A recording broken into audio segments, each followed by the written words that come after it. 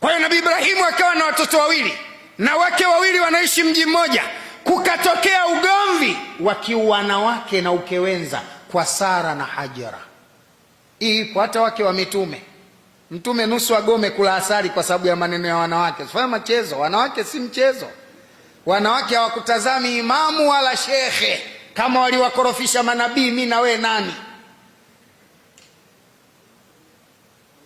Nabii Allah Nuhu alayhi salatu wasalam, mmoja katika wale ulil azmi, manabii wakubwa watukufu wavumilivu, lakini mke wake Mungu anamwandikia kwenda motoni. Ndio utajua ajabu ya Mwenyezi Mungu.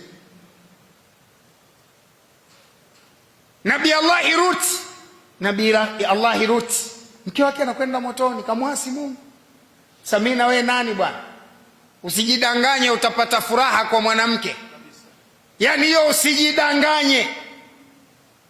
Yani kukuudhi ndiyo sehemu ya mapenzi ya mwanamke, kukuudhi. Yani mwanamke mnaweza kufurahi wiki nzima, akaamua kuliamsha dude tu usiku ili utapetape na baridi la mvua ya El Nino. Unaomba samahani kabla, unasamehe kabla hujaombwa samahani. Wewe mwenye unageuka, mimi nishakusamehe. Umeombwa samahani saa ngapi?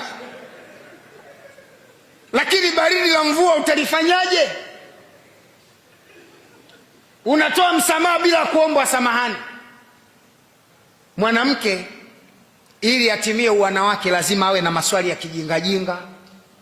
Mwanamke ili atimie uwanawake lazima akuudhi. Mwanamke ili atimize uwanawake wake lazima akudanganye.